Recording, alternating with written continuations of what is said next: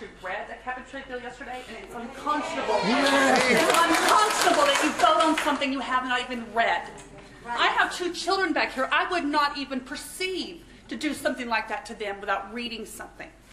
This is unfair to my 2 children and every other person in this United States.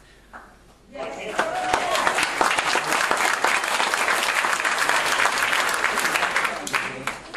I don't disagree with that. Just to answer your question, since we had this bill in committee, I can't tell you I read every word, but we went through every title. Yes, but what about the 300 that they put in at 3 in the morning? Well, and we had our minority leader take the initiative to read us selected parts of that. But you're right. There's no way you get the final draft of the bill at 3 o'clock in the morning. It wasn't even a final draft of the bill. They were cutting deals even, till moments before we voted, trying to get people to talk people into voting for the bill who had identified themselves as a no before. So you're correct in your outrage is correctly placed. Just for your information, and since we marked the bill up in committee, I did spend a lot of time with that bill. The way I personally believe, and I thank you for that. Yes, sir. However, as you pointed out, and as she's pointed out, politics as usual is getting us nowhere. We're having our freedoms run over, we're having our foundations destroyed, we're having our future taken away from us.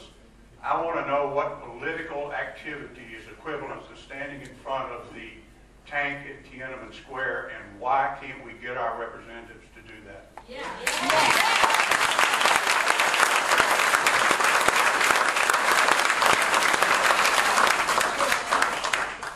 So noted.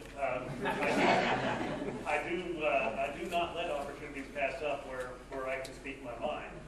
I will tell you there are plenty of times this past 6 months where I've been pretty disappointed with my leadership. With plenty of times in 6 years before that where I was disappointed. Respectfully, that is still politics as normal. I'm asking you for some exceptional behavior on the part of our representative to stop some of this. I mean, I understand the political system, and I'm a participant in it and intend to stay in it. Thank you. I'm not going to get out of it. But what I'm saying is, we need somebody to stand in front of the tank. We need somebody. Those people who bleed to death on the streets in Iran are not going through the system.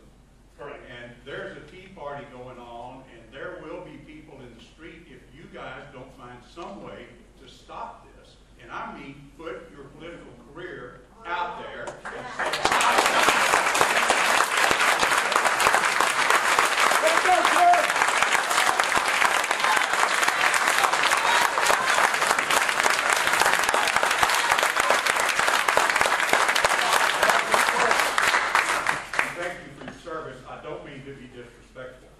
Well, and all I can say is, I mean, there are plenty of times when I do that. I'm the only voice out there. Thank you.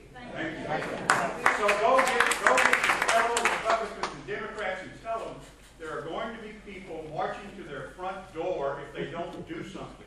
That's right. We're not Acorn. Yeah. Then we're out of you can't buy ammo either. And I had just such an emotional discussion in one of our healthcare meetings on Friday morning. Our leadership on my side does not appreciate the emotion that you just showed me. They do not. When I stand up and say, I'm hearing from my folks back home, and it's not good enough that I vote against all this garbage as it comes across the floor, they want to know what I'm going to do to stop it.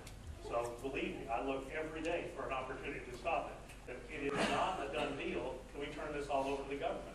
There are ways we can fix our existing system and build on the good parts of our system, and we don't have to turn everything over. Again, already turned over banks, cars, car dealers.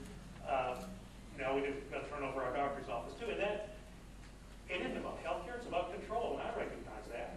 Once they have that type of control, they've got it from then on. You don't roll that back. It has to do with Acorn.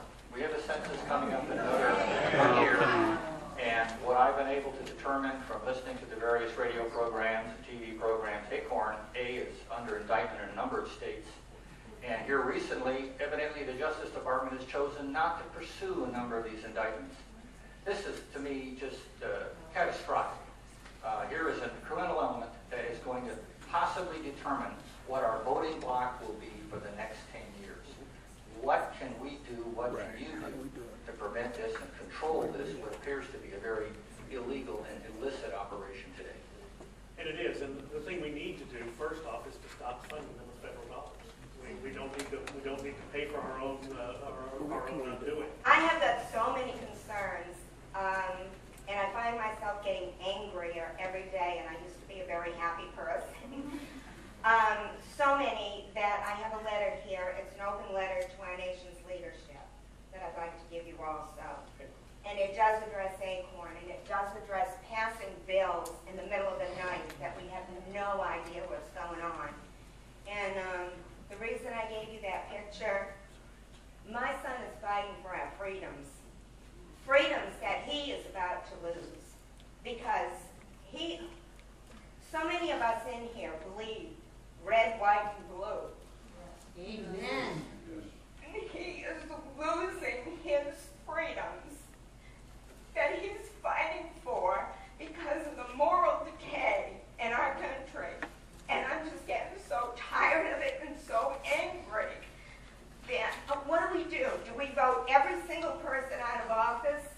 And just start over again on people we don't even know? I mean, the Republican Party has left us, the Democratic Party has left us, and now it's not even just a question of disagreeing with each other. It's a question of hatred. There's so much hatred between the parties. We can't even talk civilly to one another. And there's just a lot of issues in that letter to our leadership that I hope you take back with you. And also his picture to remind everybody there about our military that are fighting for our freedoms, that are...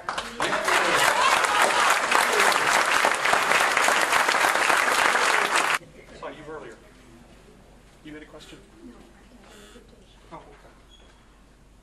I would just like to invite everybody that would like to American Tea Party, that we're having one on South Ranch Fork on the 4th of July, and it's going to be family friendly. It's going to be from 3 till midnight. Fireworks, coolers welcome, many speakers, heroes, so it's going to be an important thing for whoever would like to attend. That's at South Fork Ranch, and of course our good